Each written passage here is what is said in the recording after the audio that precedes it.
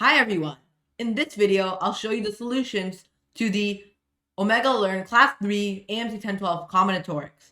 If you haven't already, please go make sure to watch the class video along with the AMC Math Count and AMC Fundamentals combinatorics videos, as many of the concepts in those videos will be used in this video to solve these challenging questions. Let's start off with the first problem. A box contains 28 red balls, 20 green balls, 19 yellow balls, 13 blue balls, 11 white balls, and 9 black balls.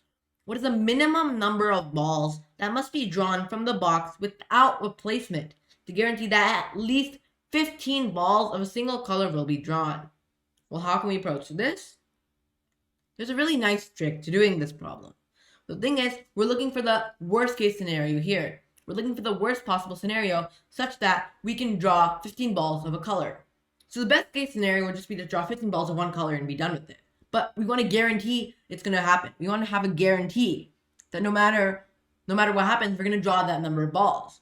So we're not actually looking for the minimum balls in the minimum case. We're looking for the number of balls to guarantee that we drew 15 balls of a single color.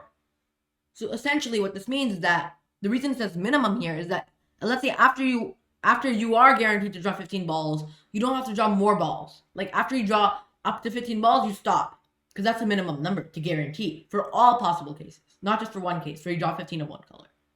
So that's why you have to guarantee it. And we're looking for the worst case scenario. So in order for these worst case scenario types problems, you always want to draw the maximum number of balls such that we don't reach the 15 balls we need to have. So we want to draw the maximum balls such that it's still less than 15 balls. So let's approach this problem then. So first we just do 9 black balls plus 11 white balls because plus 13 blue balls. So we drew all of the white, black, and blue balls because the reason is that no matter how many black, blue, and white balls we draw, we are not going to hit 15 ever. So we might as well draw all of them in the worst case. We have to draw all of them in the worst case scenario.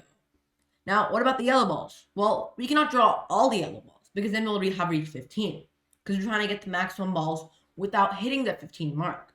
So then we're going to draw 14 of the yellow balls. The reason I'm going to draw 14 of the yellow balls is because if I draw 15 or more of the yellow balls, I will reach this 15 balls. But we're trying to maximize the balls we can draw such that we don't reach 15 balls. Because only then will the worst case scenario happen. And we can guarantee that at least 15 balls of one color will be drawn. In the worst case scenario, where we draw all the balls possible before reaching that 15 balls that we need. So we draw 14 yellow balls. Similarly, we also draw 14 green balls because you don't want to reach 15 or more, and 14 red balls. Because if you reach 15 or more, then, well, now we're at least 15 balls. So now we've drawn the maximum number of balls without reaching those 15 balls. But we have to add 1 because this last ball is guaranteed to be a 15th ball. So after we draw 1 final ball, so we drew maximum number of balls without reaching 15, and then we're going to have to draw 1 more of the yellow, green, or red balls because we drew all the blue, white, and red black balls already. So now we only have red, green, and yellow balls remaining. So then what we can do is we can see that the number of balls we're going to have to draw in order for, after drawing 14 of each of these 3 remaining colors, we're going to need 1 more ball just to make that 15th of the color. And that will guarantee that even in the worst case possible, we're going to get 15 balls of a single color. And the reason it says minimum, like I said earlier, is because you don't have to draw more balls. You don't have to finish drawing every single ball here. The minimum is achieved when we just guaranteed it in all possible cases. So summing this up, we get 33 plus 42 plus 1, 76. The answer for this problem. How many subsets of 2 through 9, 2, 3, 4, 5, 6, 7, 8, 9 contain at least 1 prime number? How can we count this? Well, the idea here is to use complementary counting because we have the word at least. So how many total subsets are there? Well, the total number of subsets is just going to be equal to 2 to the power of 8 because there are 8 elements. There's 1, 2, 3, 4, 5, 6, 7, 8 possible elements. So we have 2 today equals 256 total subsets, except for overcounting subsets with no prime numbers. So the idea here for this problem is that we have a total number of 256 subsets, and we want to subtract the subsets that don't contain any prime numbers whatsoever. So we subtract the subsets with no prime numbers from the total subsets to get the subsets with at least one prime number. So then, how many subsets exist with no prime numbers? Well, the subsets that exist with no prime numbers cannot have a 2, 3, 5, or 7, because those are all prime numbers. So a subset with no prime numbers has to be from the numbers 4, 6, 8, and 9, because only subsets from these numbers will contain no prime numbers. So how many subsets from these numbers? Well, subsets from these numbers 4, 6, 8, and 9 is just going to be equal to 2 to the power of 4, because we have 4 elements and there's going to be 2 choices for each of the 4 elements, whether you want to have each element or you don't want to have the element. So overall, 16 possible subsets of 4, 6, 8, 9, 256 possible overall subsets, and 16 subsets with no prime numbers whatsoever, because they are part of the numbers that are not prime, 4, 6, 8, and 9. So overall, our final answer is just going to be 256 minus 16. We're just subtracting the bad subsets from the overall subsets to get 240. And that's the answer for this problem. Now let's move on to another problem. Tina randomly selects 2 distinct numbers from the set 1 through 5, and Sergio randomly selects a number from the set 1 through 10. What's the probability that Sergio's number is larger than the sum of the 2 numbers chosen by Tina? How can we do this problem? The idea here is to do casework based on Sergio's number. So we can either, if Sergio's number is 1, then Tina, or before we even begin the casework here, what is the minimum possible sum of both of Tina's numbers? Well, Tina's numbers are from 1 through 5, and the minimum possible 2 numbers Tina can select are 1 and 2. 1 or 2, because those are the 2 smallest numbers Tina can actually select. So then what? Well, the minimum possible sum of Tina is 1 plus 2 equals 3. So that means if Sergio picks the number 1, 2, or 3, his number will never be larger than Tina's number. Not in any cases whatsoever. Not in any circumstances. Because Tina's sum will be at least 3. And 1, 2, or 3, none of them are greater than 3. So there's going to be 0 cases for each of these 3 values of Sergio's number. But now 4 is where things get a little bit interesting. So for 4, now Sergio can take any number that's less than 4. So Sergio can take 1. If Sergio picks the number 4, Tina's sum, in order to be less than 4, can either be 1, 2, or 3. And we already saw that Tina's sum cannot be 1 or 2 from the previous cases. So the only remaining possibility is that the sum of 2 Tina's numbers is 3, which we found a valid case is 1 and 2. So that means one case works if Sergio picks a number 4, because the only way where the sum of 2 Tina's numbers will be less than 4 is if both of Tina's numbers are 1 and 2. Now what about if Sergio picks a number 5? Well, if Sergio picks a number 5, then what are the different possibilities for Tina's number? Well, here's a little bit of a trick that we can use to simplify our casework a little bit. So we already counted all of the possibilities where the sum of both of Tina's numbers is 3 or less. Because if Tina's sum is 3 or less, then Sergio's number of 4 will be greater than the sum of both of Tina's numbers. So we already have counted those numbers.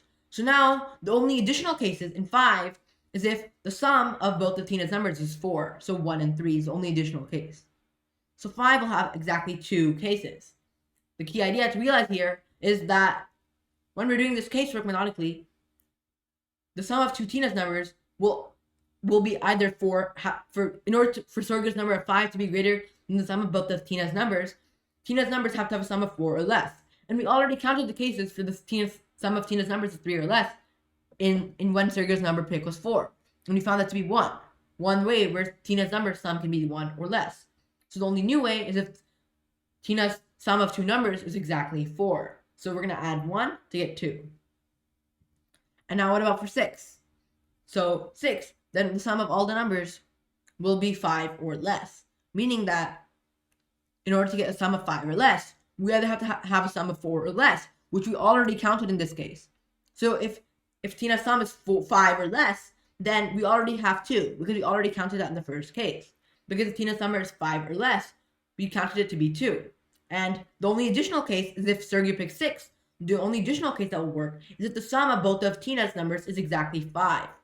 So the only 2 cases where the sum of Tina's numbers can be exactly 5 is either 1 and 4 or 2 and 3.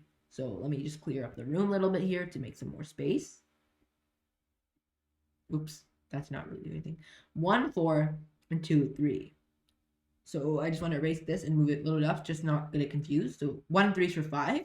And the only two additional cases are if the sum of two numbers is 1, 4, 2, 3. So a total of 4 cases for 6. So basically, we summed all the values that are 5 or less and the values that are exactly 5 to get the values that are 6. We summed the values that are less than 5 plus the value that is exactly 5 to get the values that are less than 6. And you can repeat this process. We can think of it somewhat like a recurrence, kind of. So for 7, we just do 4, the number of ways that are 6, 5, or less, plus the ways where the sum is exactly 6.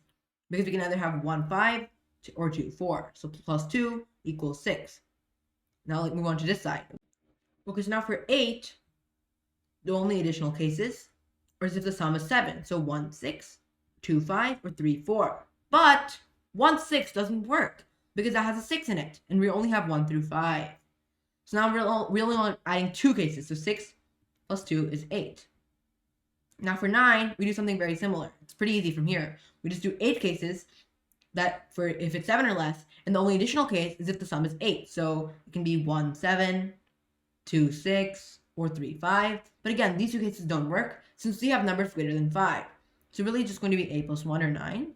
And for 10, similarly, it will just be equal to 9. Plus, the only new case is if it's going to be the sum is 9. The sum of both the Tina's numbers is 9. So the only new case that will work is 5 and 4. So 9 plus 1 equals 10. So overall, we just add all our values up to get, it's going to be 1 plus 2 plus 4 plus 6 plus 8, 9, and 10 to get that the overall sum is equal to 40. So the answer is just going to be 40 over 100 because 5 choose 2 possibilities for Tina's 2 numbers and then 10 possibilities for Sergio's number for overall answer of 2/5. And that's it. We solved this casework problem by simplifying our casework a lot. Now let's take a look at this problem. 7 distinct, okay, be very, very careful of this word. This is the most important word in the problem. Pieces of candy are to be distributed amongst 3 bags. The red bag and blue bag must each receive at least 1 piece of candy. The white bag may remain empty, however. How many arrangements are possible? How can we approach this problem? Okay, so a very common error, very, very common error is just think, 7 candies, 3 bags, that's 2 stars and bars. But that is not correct. In fact, the AMC this year had a very, very similar trap problem. It was number 23, I believe. That many people use stars and bars without realizing that stars and bars only works if the objects that you're giving are not distinct. If they're distinct, you're going to have to resort to some other methods of casework or PIE/overcounting. So now we have distinct candies. And the idea here is that we can't use stars and bars, so we can use complementary counting or overcounting. So how many total possibilities are there ignoring this red bag, blue bag condition? So ignoring this condition I just underlined, how many possibilities are there? Well, we have 3 bags and 7 candies. So for each of the 7 candies, we have 3 choices. So 3 to the power of 7 total possibilities for the 7 candies into 3 bags. Okay, but then we're overcounting some possibilities where the bags may not contain any candy. So what if the red bag contains, well, let's call this the red bag. Maybe I should have done it with red. Let's just do this with red. So red bag, blue bag, and I'll just make the white bag black. Or yeah, I'll just make the white bag this other color, green. Because I don't want to write white on top of white. So the red bag, blue bag, and white bag I'm marking it in green. Okay? So what cases are we overcounting? Because we're overcounting the cases where the red bag and blue bag have no pieces of candy. So the red bag has 0 pieces of candy, then that's a case we're overcounting. So the red bag having 0 pieces of candy is a case that does not work. So we have to subtract that off. So if the red bag has 0 pieces of candy, then there's going to be 2 to 7 ways that don't work, where the blue and the green bag have pieces of candy in them. Because there's 2 choices for each of the 7 pieces of candy. They can either go in the green bag or blue bag. Because the reason is that it's only going to be 2 to 7, and not that's the number of ways we're overcounting, since if the red bag is empty, there's 2 to 7 remaining possibilities to distribute the candies amongst the blue and the green bag. Similarly, if the blue bag is empty, We are also overcounting 2 to the 7 ways, since the candies can either go in the red bag and the green bag. So are we done? By me asking this question, you probably already know that this is not the final answer. There's something more to it. The realization here is that we're over subtracting, you can think of it as. In the beginning, we overcounted, but now we're over subtracting. Because you think, what if the red bag and the blue bag are both empty? Well, let's look at this possibility. So we're counting if the red bag and blue bag are both empty in the beginning, then we're subtracting the case where the red bag and the blue bag are both empty. Then we're subtracting the case where the red bag and blue bag are both empty again. Because if the red bag and blue bag are empty, the blue bag is empty. And if the red bag and blue bag are empty, the red bag is also empty. So we're counting it once, subtracting it twice. So now we're essentially counting it -1 times. That's not good. So that means we have to add it back. We add back the number of possibilities if the red and blue candies have 0 candies in them. Meaning all 7 candies go to the green or white bag. So we add 1 to get 2187 minus 2 times 127. Sorry, not 127, 128. And then after that, we add 1. This should be equal to 2187 minus 256, or minus 255, 255, which should be 1932. Yeah, 1932 should be the final answer. And that's the answer for this problem, using clever complementary counting and overcounting to solve this problem. So now I'll start with this problem. Let d of n denote the number of ways of writing the positive integer n as a product of f of 1 times f of 2 all the way till f of k, where f of I are integers strictly greater than 1. So we cannot just have 1 times whatever. Which the factors order matters. So order actually does matter. So 2 times 3 is different from 3 times 2 as they gave here. So for example, 6 can be written as 6, 2 times 3, 3 times 2. So d of 6 is 3 because there's 3 representations of 6. Let's take another example just to get the feel of what's going on. So 12 can be 6 times 2. It can just be 12. If there's only one number multiplying, it can be 6 times 2. It can be 4 times 3. It can be 2 times 2 times 3. So overall, we have 1 plus 2 plus 1, so 4. So let's try a similar idea for 96. Let's do casework on different number of digits we can have. So if we just have one digit, it's just going to be 1 because we just have 96. Just 96, that's it. If you have 2, then we can have, well, if you have 2 numbers, then the only possibilities are, well, we have 2 slots, you can think of it as. And a shortcut we can use is that 96 is 2 to the 5 times 3, prime factorize it. So really, both of the numbers has to be greater than 1. We cannot just have just 1 times 96. That's not valid because greater than 1. So the only possibilities, well, 3, well, the thing is, there's only one factor of 3. So the factor 3 has 2 slots. The factor 3 can either go in the first slot or it can go in the second slot. So 2 choices for where the factor of 3 can go. So 2 choices for where the factor of 3 can go. But now, let's say the factor 3 goes in the second slot, arbitrarily. Now we have 5 remaining factors of 2. And this slot cannot just be 1. That's not allowed. So it has to have some factor of 2, at least one factor of 2. And then we have 4 factors of 2 remaining to distribute amongst 2 slots. So we have 4 factors of 2 to distribute amongst 2 slots. So we can have 2, 2, 2, 2, or let me just do it a different way. So we have 4 factors of 2, 2 to the, because we already used one factor of 2 for the first number. So we have 2, 2, 2, 2 to get to 2 slots. So we just put 1 bar. And then this is just going to be 5, choose 1 or 5 by stars and bars. So 2 times 5 is 10 for the second case. Because you can think of it as being, well, if we already assigned one factor of 2 and one factor of 3 in the beginning. So we can divide up the remaining 4 factors of 2 between the 2 numbers. So let's say we divided it such that the first number got 2 remaining factors of 2, and the second number got 2 remaining factors of 2 as well. Then it would be 2 times the already existing 2. The already existing 2 is fixed. We're not changing that. Now these are additional 4 2s that we can also, on top of that, multiply to our numbers. So it can be 2 times 2 squared, 3 times 2 squared, for example. That will be 10. Similarly, we can also have for 3, oops, sorry about that. For 3 numbers, we can have, let's say, 3 slots. So what we can do is you can see that, let's say we're multiplying some numbers together. So if there's 3, then we have 96 is 2 to the 5 times 3. So we have 3 choices, similar to the first case, second case. We have 3 choices where the 3 can go. 3 can go in the first, second, and third slot. And then now we have 5 2's left to distribute. and each of the first and the remaining 2 slots, they cannot just be 1. So they have to have at least some factor of something. And the factor 3 is used. So now each of these remaining first and third slots has to have a factor of 2. And now there are just 3 factors of 2 left to distribute amongst 3 different slots. So we have 3 factors of 2 to distribute amongst 3 slots. So we put 2 bars. And by stars and bars, this is 5 choose 2, which is 10 again. So 10 times 3 is 30. So as you can see here, what we're doing is that we're essentially continuing this process such that we give 1 2 to each of the first and third slots. That's fixed. And then we're multiplying it by the remaining number of 2s each of them gets.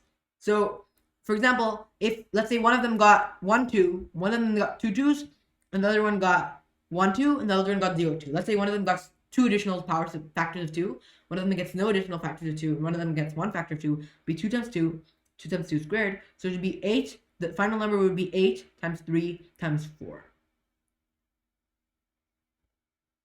Times 2, 2 times 2. So basically any combination, any way to distribute the three 2s amongst 3 slots is just 10. And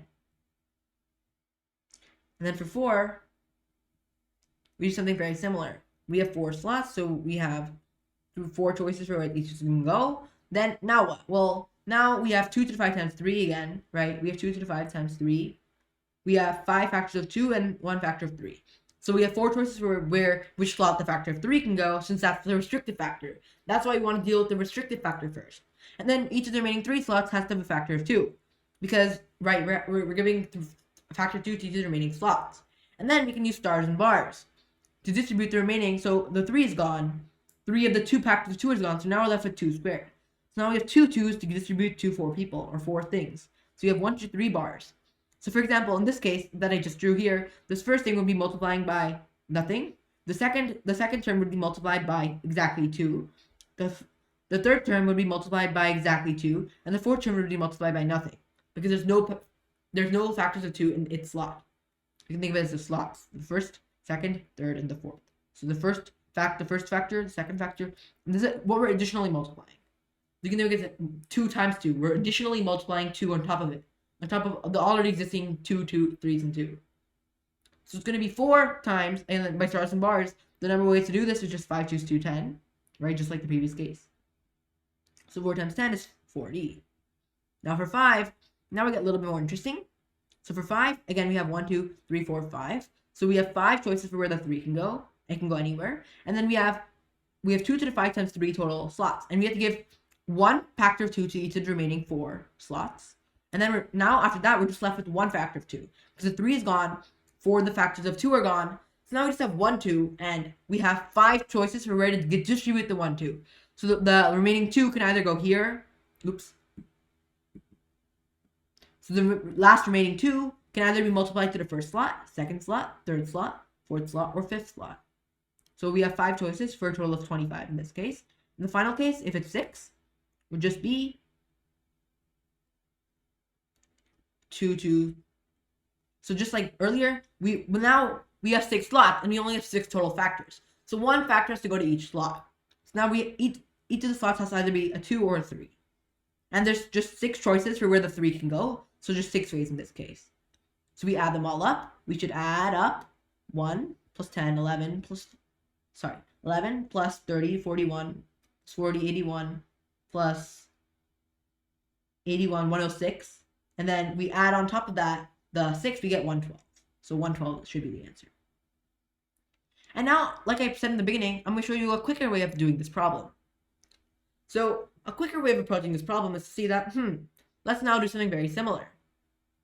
So now we're going to think of it as generalizing it into all 6 cases at once. So now let's just do it generally for k. Let's say we have k slots. Let's say I have k slots. So k slots, let's say. Arbitrarily, I'm summing over all possible values of k. So if I have k slots, well, then what can I do? Well, I have 2 to the 5 times 3. I have 5 2s and 1 3. So what I can do from here is that I can distribute this 5 2s and the 1 3 to these k slots. So just like earlier, like we did for the actual direct Casework solution, we have k choices for where the 3 can go. It can go in any one of these k slots. And then out of the 2 to the 5 possibilities, we have to give at least 1 factor of 2 to each of the k minus 1 slots. at least one factor 2 has to be given to each of the k-1 slots, because 1, 3 has to go, and the other slots cannot be 0, so they cannot be 1. So they have to have at least one factor of something. So we give 2 to all the k-1 slots, and now what that means is that we're left with, we had 5 powers of 2 in the beginning, we gave k-1 of them away, we're left with 6 minus k factors of 2. And out of these 6 minus k factors of 2, we want to distribute them to k slots. So we can think of it having 6 minus k factors of 2 and k-1 bars between these k factors. So we're just going to do 6 minus k plus k-1, choose 6 minus k, which is going to be 5, choose 6 minus k. But this is only for one value of k. And we need to do sum this over. So we really need to find the summation of k equals 0 to k equals 6. Oh, that was a bit high. So this is just one value of k. And we want to find the summation of this value over all values of k. So k equals 0 to 6. So, and now we need to find k, the number of ways of choices of where 3 can go, times 5 to 6 minus k. This is just what we want to find, right? So how can we do this? Well, the key idea is that we just want to basically find the value. So one way is just to bash it out.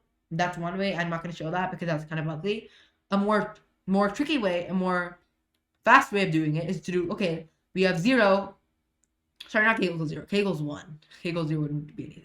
So we have 1 times 5 choose 6 minus 1. Or 5. 1 times 5 choose 6 minus 1.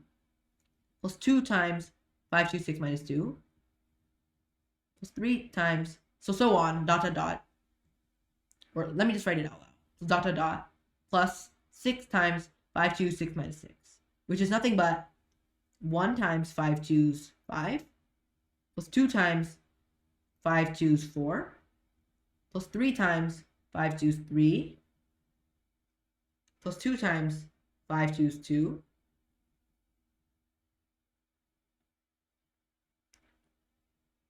Sorry, plus 4 times. I don't know why I wrote 2. Plus 4 times 5 choose 2. Plus 5 times 5 choose 1. Plus 6 times 5 choose 0. Yeah, you might, why did I write this in such a weird way? Why did I go like first term, second, why did I go first term, second term, third term, then fourth term, then fifth term, and sixth term? The reason is that I grouped them up together. Because the reason is 5 choose 5 is equal to 5 choose 0. 5 choose 4 is equal to 5 choose 1. 5 choose 3 is equal to 5 choose 2. What does that mean? Well, if we add this all up, we get 7 times 5 choose 0, plus 7 times 5 choose 1, plus 7 times 5 choose 2. Right? Because 5 choose 5 is equal to 5 choose 0. And then what? Then we can rewrite this as 3.5 times 5 choose 0, plus 5 choose 1, plus 5 choose 2, plus 5 choose 3, plus 5 choose 4, plus 5 choose 5, right? Because, remember, 5 choose 0 is equal to 5, 2 times 5 choose 0 is nothing but 5 choose 0 plus 5 choose 5, because 5 choose 5 is also 5 choose 0. So 7 times 5 choose 0 can be split into 3.5 times 5 choose 0 plus 5.5. 7 times 5 choose 1 can be split into 7 5 choose 1. 3.5 times 5 choose 1 times 5.4. 7 times 5 choose 2 can be 5 choose 2 times 5 choose 3. 3.5 times that. So you can overall sum this up to get 3.5 times 2 to the, 3.5 times 2 to the 5. Because remember, this is nothing but 2 to the power of 5. Since we have the number of ways of counting 5 choose 0 plus 5 choose 1 plus 5 choose 5, you can think about it as choosing, if you have 5 objects, you have to either choose 0 objects, choose 1 object, all the way to choosing 5 objects. So choose any combination of the objects, which can also be done in 2 to the power of 5 ways. And this is also a combinatorial identity if you didn't already know it.